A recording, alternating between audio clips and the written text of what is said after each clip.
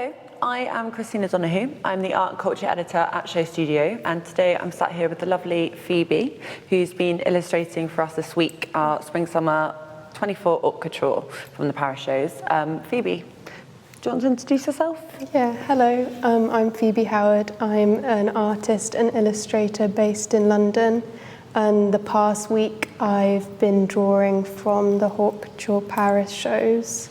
And today I've been in the SHOWstudio gallery drawing live for the whole day, which has been really fun. Our very own resident illustrator. Yeah. Which has been lovely having you here. Thank you. A couple of questions I want to ask you, really. I mean, the first one, not necessarily starting chronologically, but you know, we've been receiving your work over the past week, and what was it? Was it Jean-Baptiste Valli, Christian Dior, and Jean-Paul Gaultier, I think.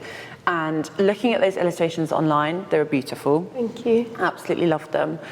What I've noticed, as with all artwork, I suppose, seeing them now in the flesh, they just look so different in person. There's so much texture to them. They're, you know, rather specific in a very beautiful way, and you can just really tell, like, it's all about materials, I think, with your work. Yeah. And I was just wondering if you could start by talking about that, really, in terms of the materials you use. I know you have a background in textiles, and just how that kind of integrates with your, well, with the work you produced this week, really. Yeah. So I've recently started using a lot of colour pencil. I've just kind of like familiarised myself with using colour. And I've started using pigments as well, like natural pigments, to kind of get a bit of difference. It's kind of like watercolour, but the colours are a bit lighter and softer. Okay. Would you say it's easier to use than watercolour? No, okay. I think it's maybe harder. Okay. But yeah, I've mainly just been using colour pencil and pigment this week. And I use this technique where I kind of fold the paper. I do it as I go, so I'll be drawing, and then when I feel like the work needs a break almost, or the colour needs to stop, I'll fold it, and it like kind of forces you to move on. Okay, and like, so you know you're kind of done with that section? Yeah. Interesting. Or you kind of think this section needs like some more interest to it, then I fold it and work from that. And I think it gives quite a unique like tapestry look to it. Definitely. I think I haven't seen your textile work. I know that you study textiles. I think it's really obvious. I mean, knowing that information, it makes a lot of sense with the work you produce. You're now at the Royal Drawing School, aren't you? How's that? It's really good, yeah. It's very challenging, but I've seen, I mean, I started in September, and I feel like I've seen my work develop, and it's only been a few months. And it's very like it's quite classical training in drawing. So it's really important. It's one of those things where sometimes I feel like this is really hard and horrible to do, certain exercises, but you know it's going to be good for you. Because of the precision technique to it? Yeah. But no, I'm really enjoying it. It's great. And then on that as well, with, you know, your style changing while you're there, do you think it's important for kind of an illustrator or an artist's style to constantly be in evolution? Or do you think it's good to have like a set distinctive style where people know that's a Phoebe Howard drawing? Or I don't think it matters. I think it, like, the idea of having a style is quite stressful, because you, like, when you don't have one, you're trying to get one, and when you do have one, you're thinking like, can I do anything outside of this style? So I don't think it's important at all, and I think it shouldn't like put people off trying to draw. I think it's like a nice bonus that comes with doing a lot of work. And I think it's nice for it to evolve. It's weird when it does evolve, because you kind of like inside you want it to, you're like, oh, I'm not sure, like I feel really uncomfortable. Out of your depth, like in different waters, But when it does, I suppose you just kind of have to let go a bit and embrace that it's changing. I think it's interesting as well, because everything I suppose you will put your hand to as an artist is going to be, you know, yours. So you'll do it in a set way. So if I was to make a drawing, it's obviously going to look different to yours, and therefore that's an individual style within itself. And I suppose, you know, whether you're an artist, a designer, a writer, whatever your discipline is, It's always good to push yourself and try out different things. I think. Definitely. Yeah. And to be able to like sit down and make something or write something and not to think about yourself, just to let it come out of you. And if it's like your style, then that's nice. But if it's not, then that's also fine. good. And then in the context of specifically fashion illustration, would you refer to yourself as a fashion illustrator? Would you refer to yourself? How would you refer to yourself as a? I don't think I would, because I suppose I draw and I like to include clothes and fashion in my drawings. Yeah. I don't know if it's always very high fashion or like directly responding to fashion, but it's does it? Yeah. It's almost like an item of clothing or an accessory I like the narrative of it, and I want to depict that in my work. And I think it's quite important. I think clothes are a nice kind of language which you can intertwine into a piece of work without saying much, but it's got like a certain piece of clothing or a pattern or a print which speaks it adds to the that's a really good point, actually.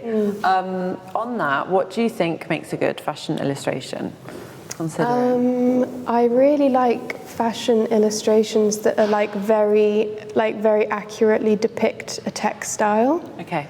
When I was younger, I had like a fashion illustration book, and there was one page which had like the most beautiful watercolor of like a fur jacket, which was like perfect. Yeah.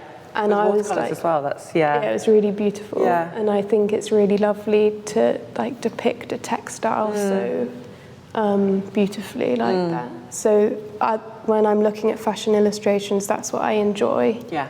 But I also like the ones which have fashion illustrations that have a narrative and like a sense of movement, and they help you like imagine the model beyond the catwalk. Yeah, I remember you saying that to me before, and I find that really interesting in relation to, obviously, I've spoken to quite a few fashion illustrators, and some of them have kind of brought up not the issue, but the idea that when they're depicting a designer's collection, they don't want to take away from that designer's vision. You know, they've spent ages thinking of the concept, kind of orchestrating it. I mean, just look at Jean Galliano's recent Margiela haute couture collection.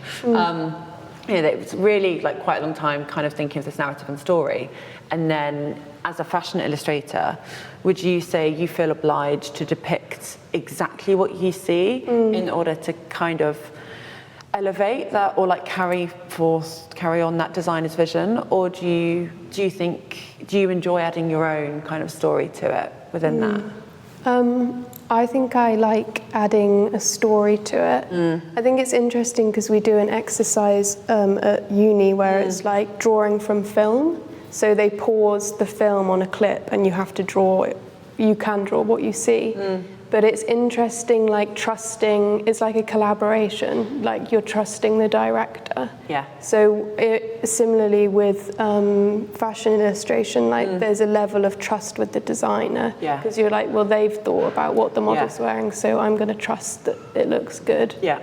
But saying that, I enjoy kind of the drawings like escaping the catwalk and picturing what the models are like and what they're doing. Like carrying on that story, so to speak. And also I think with the Maison Margiela show, like there's so much of a narrative in it already that they've written about. Total complete story, that it's like it almost invites you to make work in response to the story, not just the clothes. So I think that's really special when designers do that. I think that's what's so important about, I mean, it's obvious, you know, imagination within creativity, but I do think, you know, I think what John Galliano's show proved is how much we've been lacking imagination and story. So when you do see a designer care so much and make it so perfect and incredible, it's only encouraging your own kind of response to it. Yeah, exactly. You know, I think also with the Dior show, they had like done like a cross-fertilization with the artist Isabella Ducrot.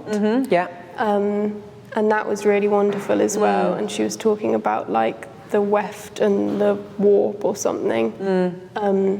And having her process involved in the show just added like a new depth to it. Yeah. And before I watched the Maison Margiela show, I actually read the show notes before I watched it. And I was like, that to me is enough to respond to it. Like, that was wonderful. Before even seeing it, So oh, that'd be so interesting to see, I suppose, what you would have responded to it blindly. Yeah, it's almost like when I was reading it, I was almost like, I know what's coming. Yeah. It was really wonderful. Yeah. Like, amazingly written. Yeah. I mean, talking about the work you've done today, I suppose, which is your favourite? Do you have one? I like... Quite a hard question, I suppose, but... I like this one a lot. But then I also, like, this was just a really quick, the 2 roses. Yeah. I really like the red, and it's really nice. Yeah, it definitely stands out against the other illustrations, I think, with the deep scarlet. And which collection was this again? I can't pronounce his name. Jean-Baptiste Varley. Yeah. Okay, nice. So with the roses. Yeah. It kind of had all these like roses falling from their necks. It was really stunning. And would you say that was then your favourite collection to depict as an illustrator? Or? I think it was up there, yeah. I thought it was really, I really like feminine clothes personally, so it was these like massive sleeves and roses, and then kind of, I just thought it was really beautiful. And then I suppose your background as an artist as well, have you always drawn? Is it something you've always done? Yeah, I have, but I think when I did my textiles degree, I was like focusing on other mediums, like embroidery. And then when I came out of uni, I started drawing just because it's so cheap and easy and accessible. And I think you can do it from any space with like the bare minimum tools and really create something wonderful. So I just started doing it after I graduated, and then it kind of, I applied for the drawing year. And I've been drawing since then. And do you think your background I know we spoke about this, but do you think your background in textiles has helped your illustrations and your drawing? Yeah, I think having like a love for clothes has been a pleasure in drawing, because it definitely shows. It's so charming. I love drawings of clothes, and drawings of like fashionable women is always so nice. But also from like a point of view from the texture and the pattern, I really like kind of depicting pattern where you may not necessarily see it, and there's a lot of pattern in skin tone. And in the Dior show, they had these beautiful hairstyles which kind of appeared like stripes. So I think, I like finding the pattern in places it's not necessarily obvious. So we spoke before this week, really, albeit over email. I asked you a couple of questions.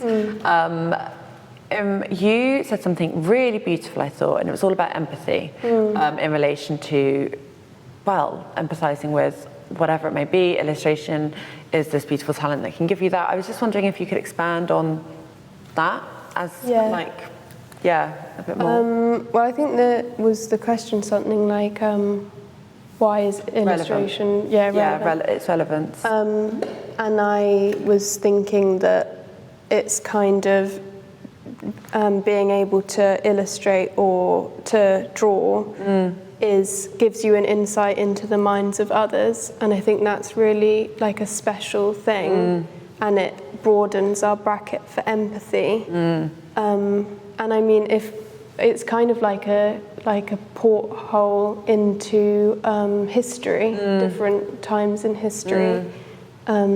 It just allows us to kind of empathize with people and understand how they view the world. I think that's a really special thing. And sometimes I think when you're making something, you're like almost disliking it as it's coming out of you. But actually, you should just accept that this is how you're seeing the world. And when people have such distinct styles, it's quite a precious thing, because it's like how wonderful that's how they perceive the world. Yeah, and then you can see it through their eyes.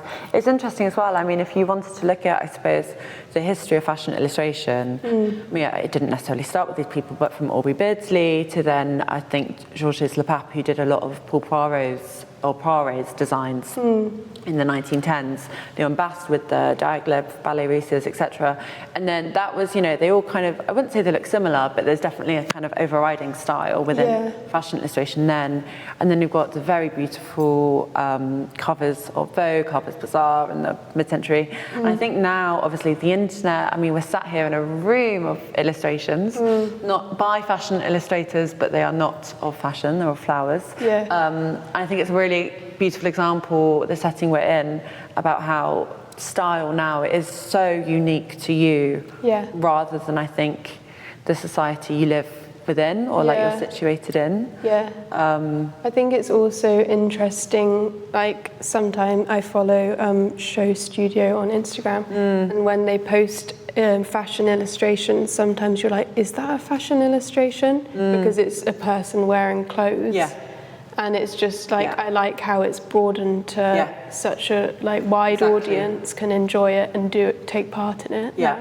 I think, the history of it was, I think I've had this conversation with a couple of people before, in the sense of, it had a purpose, and it was a job that was done for, a magazine cover that was often, or like to show the latest clothes from, a collection that Poiret had done, etc. But whereas now, that purpose still exists, but in a very different way. I'd say it's more for the artist's pleasure, maybe. That's interesting. And I think the varied style that can come from that is, incredible, really. And then, so what brands, is it 4 brands in total you've depicted? Yes, Nice. I think I enjoyed watching the Simone Rocher for Jean-Paul Gaultier. I haven't got the drawing out, but I'd done like a pair of shoes. But that was a really wonderful show. Well, what were they? But they looked like ballet shoes. They looked. I mean, the block with the ribbons, like tying them up. They're beautiful. They were really lovely. But I was really excited for that show because I know that Simone often like intertwines narratives and storytelling in her design. So I was really excited to see. And it was stunning. I loved it. I think with that illustration, we'll definitely get it up in the edit, but with that illustration, I think the shading of those shoes in relation to you folding the paper over really made those shoes look 3D. Really, like you could almost like feel them, like you could take them out and put them on. Is this something do you do this? You don't do this for all artwork, do you? With the kind of the folding the paper. No, it's something I've started doing recently, to be honest. But I'm enjoying it, so I'm going to continue. But I think it's one of those things of like just start my style evolving slightly. How do you think it would translate to your black and white works? Because I know you work a lot with like charcoal and graphite and stuff. That's a good question. I haven't really explored that. But I'd like to. I think I started doing it slightly on this drawing down here. And it's always fun with graphite and pencil because there's like a lot of freedom you can have with rubbing out. And you can, I feel like I almost like destroy so many drawings with a rubber and then use the kind of ghost line outlines of the rubbings out to inform how I colour in. I can see, And then I suppose my final question, what do you hope from the future of fashion illustration? What do you hope that looks like? I would like to see more kind of large collaborations with designers, like in the Dior show that I mentioned earlier, and Isabella. This like wonderful set design. And I think actually the previous Dior show they did a collaboration with an artist, but I'm not sure who it was. But they had this wonderful like embroidered tapestry all across the side of the catwalk. And I'd like to see some more like epic collaborations like that. Like set design, fashion illustrators kind of doing set design would be really cool. Wow, I didn't even think about that. So I think I'd like to see more of that, and also more in print, and more kind of creative illustrations in print would be really fun. It's amazing. I mean, yeah, was it Vogue Italia, I want to say, I'm not 100% sure, during the pandemic, to commemorate, I think, key workers or whatnot in Italy. They did 12 illustrative covers for each month of the year, I think, or they did one completely illustrated issue. Wow, and it was something about responding to COVID. It was absolutely, it was beautiful, I need to look at that. It was really incredible. Yeah. But more things like that, I think, would be really good. Yeah. Because I remember there's a illustrator who comes to SHOWstudio a lot. I think she's got a painting there. Okay. Her name's Is it Jess? Jessica Bird. Yeah. I actually discovered her work, I think, in a Harrods magazine. Oh, wow, okay. And I was like on my lunch break at work, and I saw one of her illustrations, and I was like, it's so nice to see something like hand done in a print. Yeah, definitely. Next to like loads of glossy stuff. And I'd just like to see more of that. I think it's really nice. I think it's quite romantic, isn't it, as a medium? Yeah. And then I think print historically, people, romanticize it, the nostalgia of it, the smell of the page, etc., the ink. And therefore I think they go quite naturally hand in hand together. Yeah. It does make sense, yeah. Thank you for coming in. Well, thank you for illustrating for the entire week, and especially for coming in today. Thank you. It's been a pleasure having you, Phoebe. I've had a really great time. Thank you.